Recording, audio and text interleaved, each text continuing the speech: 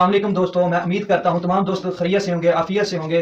तो आपका आज का मेज़बान हकीम उमर जरार आपके सामने आज हाज़िर है। तो दोस्तों आपको एक ऐसा नुस्ख़ा देने जा रहा हूँ जो जब भी दिया है अल्लाह ताला ने कामयाबी दी है। तो दोस्तों इस नुस्ख़े के बारे आपको ये बताऊँगा कि ये कहाँ देना है, इसमें कौन-कौन सी अलामत होती हैं, कौन सी बीमारियाँ होती हैं, इसमें कौन-कौन सी अलामत होती हैं, जिस पे ये नुस्ख़ा देना होता है। दोस्तों ये नुस्ख़ा जानवरों के लिए है।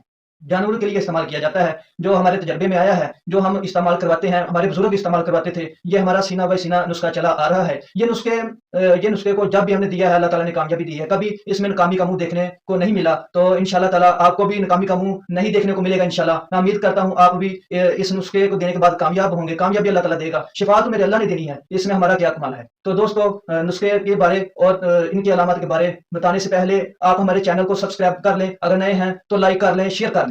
तो दोस्तों आते हैं इसकी अलामत के बारे बताते हैं कि अलामत इसकी जो होती हैं वो कौन-कौन सी होती हैं। दोस्तों ये नुस्खा आपने कौन-कौन सी अलामत पे देना है, ये आपको बताने लगा हूँ, ये कौन-कौन सी अलामत पे देना है। दोस्तों जिसको पेचस बोलते हैं, पेचस, इसको हम अपनी ज़ुबान में वट मरोड़ बोलते हैं। इसको हम अपनी ज़ुबान में वट मरोड़ बोलते हैं। वट मरोड़ और पेचस भी बोलते हैं, पूकने भी बोलते हैं।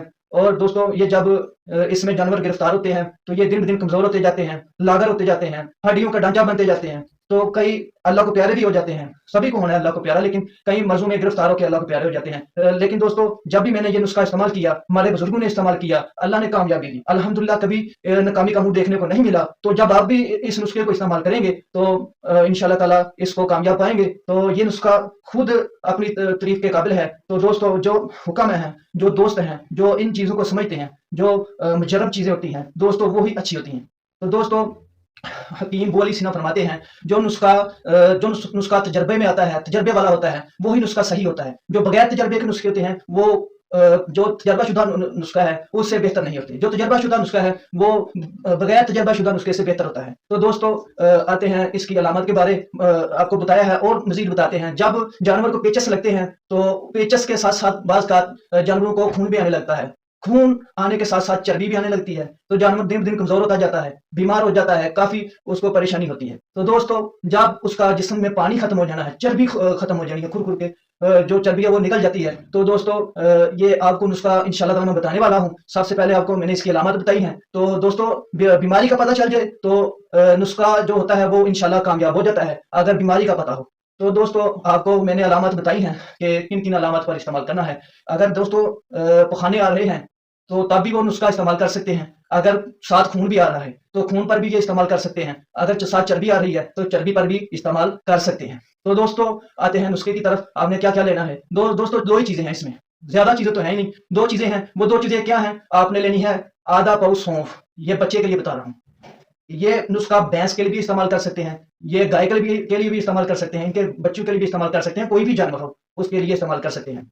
तो दोस्तों आधा पाव आपने सौंफ ले लेनी है, तो तकरीबन 3 पाव आपने पिच ले लेनी है। जो सफ़ेद चावलों पे पानी होता है ना, जो सफ़ेद चावलों से पानी निकाला जाता है, जो अक्सर हमारे देहातों में निकालते थे, अब रवाज दिन-ब-दिन खत्म होता जा रहा है। तो दोस्तों ये सफ़ेद पानी आपने लेना है, सफ़ेद चावलों का, जिसको हम पिच बोलते हैं अपनी ज़ुबान में, पंजाबी में पिच कहते हैं। तो दोस्तों वो चावल उबाल कर उसका चावलों का पानी ले लेना है। पानी 3 पाव होना चाहिए कम से कम, जिसको पिच बोलते हैं। तो दोस्तों उसमें आपने बच्चे के लिए 1 स्टाकी सौंफ डालनी है। 1 स्टाकी सौंफ डालनी है दादर करके, उसको सफ़ूफ कर लेना है, या किसी ऐसे बर्तन में डाल के उसको अच्छी तरह सफ़ूफ कर लेना है, कूट लेना है। और कूटने के बाद आपने उसको पीच में डालकर, पीच गरम-गरम ना हो, वो ठंडी हो, ठंडी में डाल के आपने उसको मिक्स करके बच्चे को आपने 1 खुराक दे देनी है।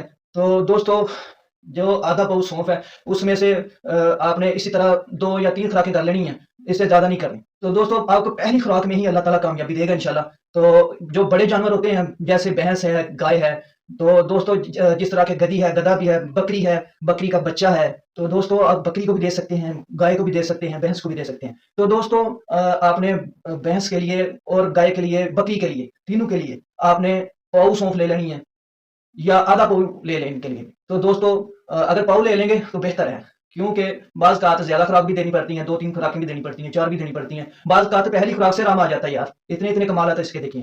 तो दोस्तों आपने बड़े जानवर के लिए 1.5 स्टाकी सौंफ लेनी है और 1 किलो पीच लेनी है। 1 किलो पीच, जो सफ़ेद चावलों के ऊपर से उतारनी है, जो पानी उतारा जाता है।